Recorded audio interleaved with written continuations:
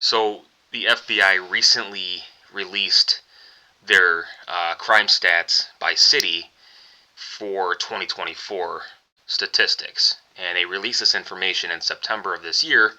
And, we're doing the research here, so you don't have to.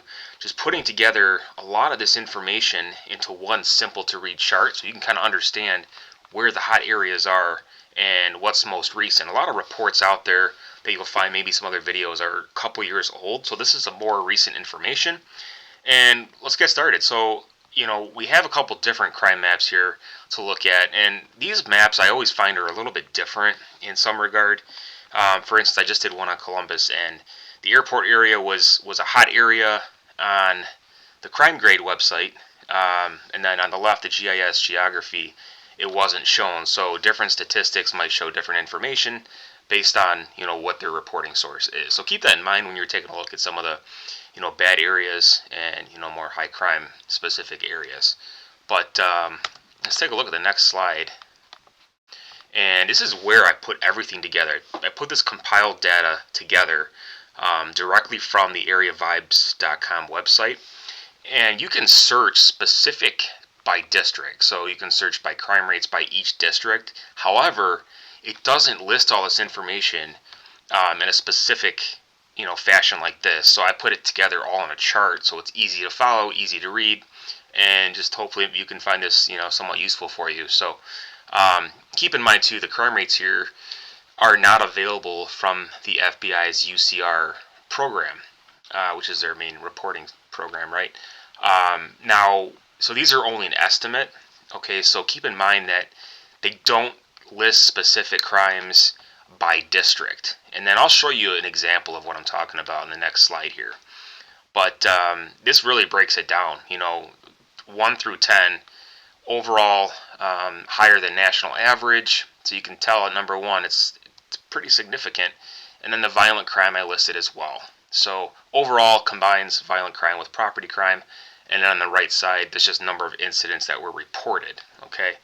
And keep in mind here at the bottom, last updated reflects the 2024 calendar year and was released in September. So pretty accurate and recent information that we're finding here. So as you can see, between these two charts directly from Area Vibes, you can see the district on the left chart, South Fairmont.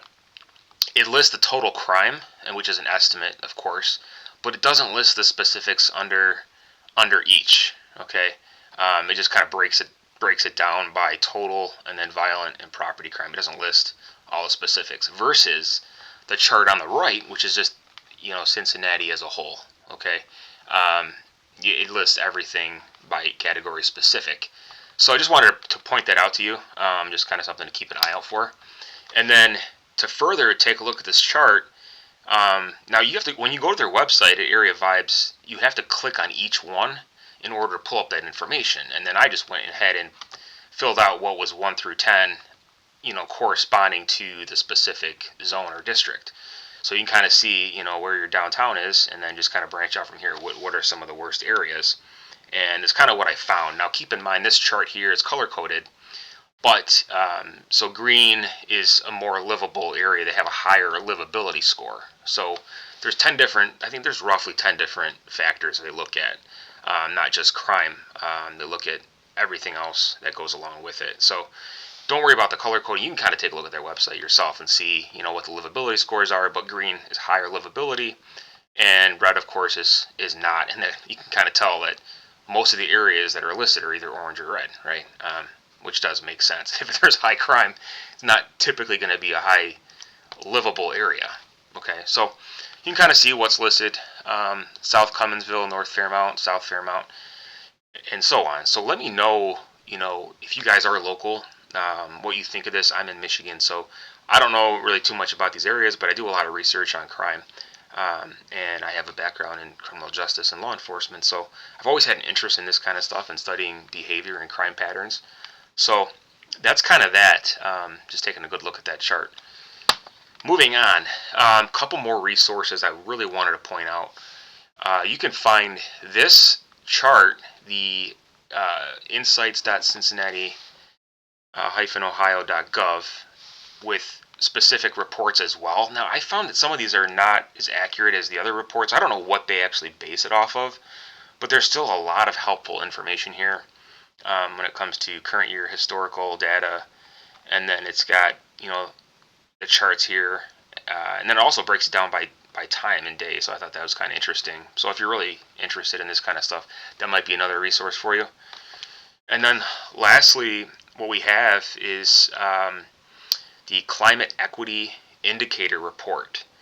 So I was just doing some research. I found some Reddit feeds and some things that were talking about different places to find more information. So I didn't know this existed, and you may not either, but you can go to this website, again, cincinnati-oh.gov, and find, or just Google search Climate Equity Indicator Report. And it's really neat because I found a lot of this information here that might be helpful for you. It might be overkill for some of you, but there's quite a bit of stuff in here that kind of talk about the diversity and overall ecosystem infrastructure of each specific neighborhood. And I just pulled just this as a reference here. You can kind of see, what you might find. So really, you can select any neighborhood that you want, and you can have some historical data there too. So very interesting. But that's it for now. Let me know what city you want to see next, and any other suggestions. If you're in the area, drop a comment below what you guys think of the area, and if you have any other knowledge that might be, beneficial for us to take a look at. But that's it for now. Please be sure to like and subscribe. We'll see you next time.